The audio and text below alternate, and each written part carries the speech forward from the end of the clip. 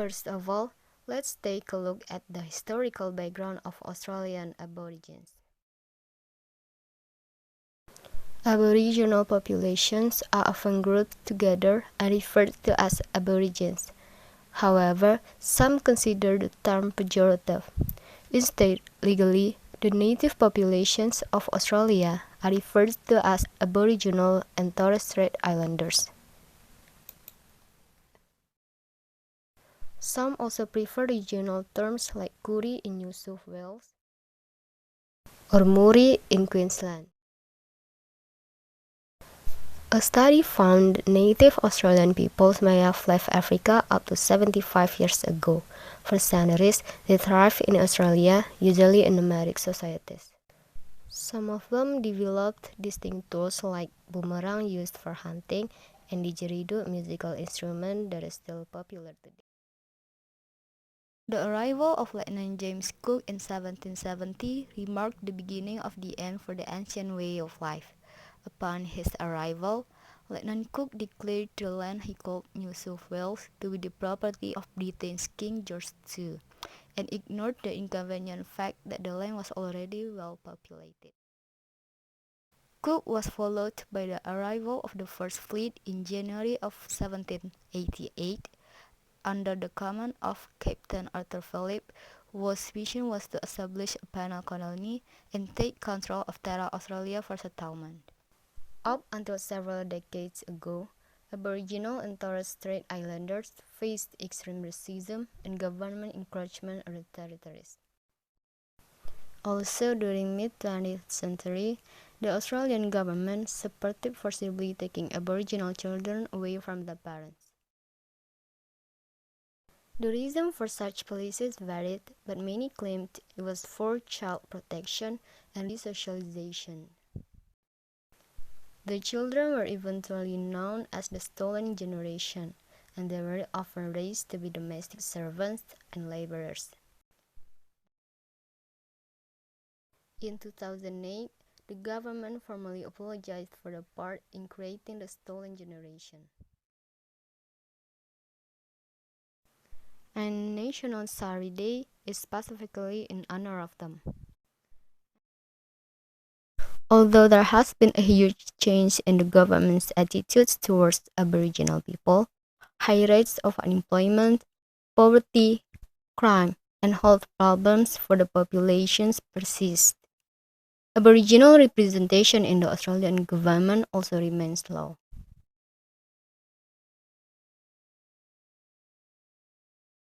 Let's take a look at the Aborigines culture.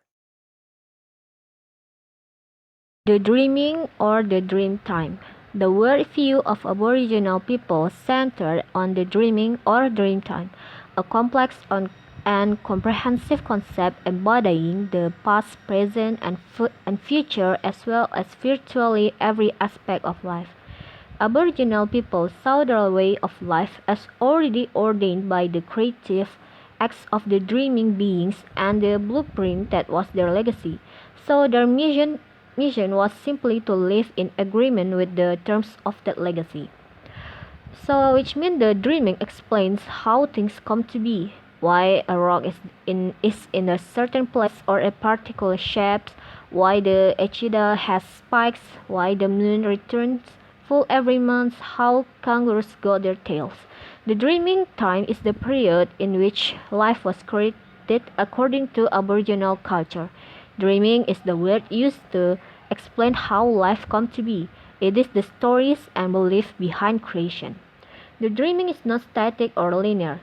It is the past, but it's also the present and the future. The dreaming is constantly and evolving the explained events and change today, such as floods, storms, and negative and positive occurrences in people's lives.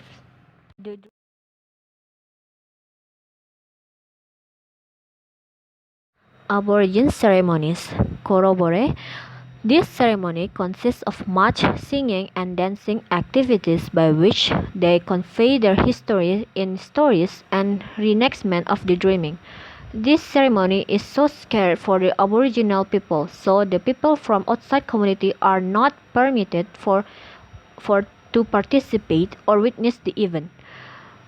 This ceremony consists people to paint their bodies and participants wear various adornments that are not used every day.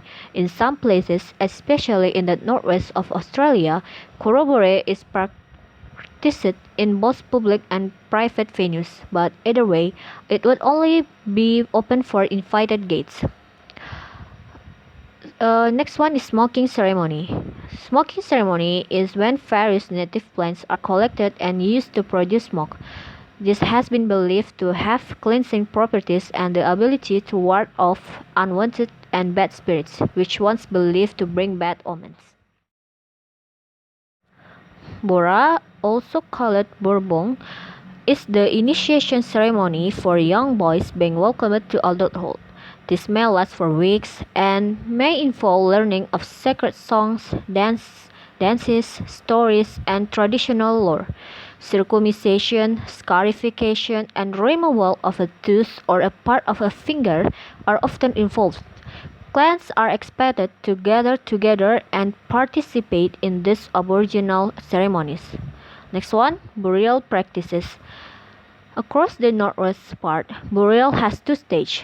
Primary burial is when the dead body is laid upon an elevated wooden platform, covered with leaves and branches, and is left there for several months to rot and let the muscles separate from the bones.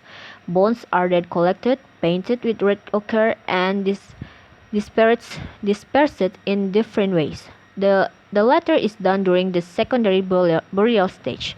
There were also cases when the bones are placed into a large hollow log and left at a certain area of a bushland. Next one is the churunga. Also spelled churinga, is an object of religious significance for Central Australian indigenous people of the Arenti group. Churunga means sacred stones or wooden objects.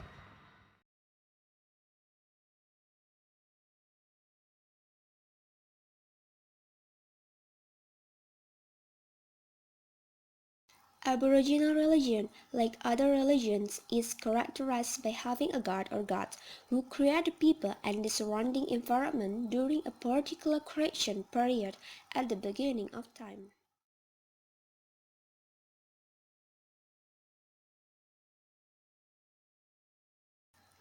Aboriginal people are very religious and spiritual, but rather than praying to a single god they cannot see, each group generally believes in a number of different deities, whose image is often depicted in some tangible, recognizable form. This form may be that of a particular landscape feature, an image in a rock art shelter, or in a plant or animal form. Landscape features may be the embodiment of the deity itself, such as a particular rock representing a specific figure, or they may be the result of something the deity did, or that happened to the deity in the creation period, such as a river having formed when the rainbow serpent passed through the area in the creation period, or a depression in a rock or in the ground representing the footprint or sitting place of an ancestral being. Aboriginal people do not believe in animism. This is the belief that all natural objects possess a soul. They do not believe that a rock possesses a soul, but they might believe that a particular rock outcrop was created by a particular deity in the creation period, or that it represents a deity from the creation period. They believe that many animals and plants are interchangeable with human life through reincarnation of the spirit of soul, and that this relates back to the creation period when these animals and plants were once people. Lifestyle before and after colonization, and Aboriginal social group and categories. Lifestyle before colonization. The way indigenous people lived was very different to how we live today. They lived in small communities and survived by hunting and gathering. The men would hunt large animals for food, and women and children would collect fruit, plants, and berries. Aboriginal and Torres Strait Island communities only used the land for things that they needed: shelter, water, food, weapons. They never overused it or damaged it.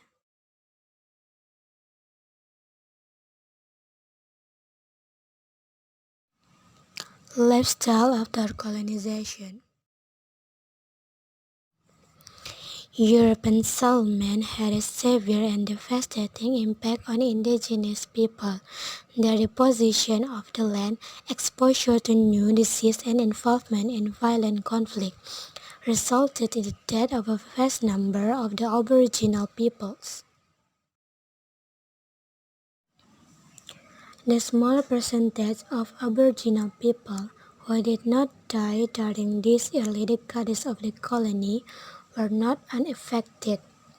The impact of the white settlers changed their lives and the lives of future generations forever. In this section, I would like to explain about Aboriginal social group and categories. Aboriginal society was the outcome of interplay between economic, ecological, social, and religious forces. An appreciation of all these forces is essential to an adequate understanding of Aboriginal social life. For example, religious responsibilities lay behind the operation of the estate group, a major social unit that shared ownership of a specific set of sites and stretch of territory. Kinship was also implicated in that an estate group was often composed largely of people related patrilineally, that is, who trace connection to one another via descent through males. Although various other criteria of affiliation such as birth or initiation on the estate, a close relative who was buried there or a demonstrable totemic link with major creative beings associated with the estate generally exist and enable others to claim membership. This is the diagram of kinship. In most of Australia, people were also members of various kinds of social categories based on a division of the society into two moieties, four sections, or semi-moieties, or eight subsections. People were born into them could not change the membership of their division on the social categories.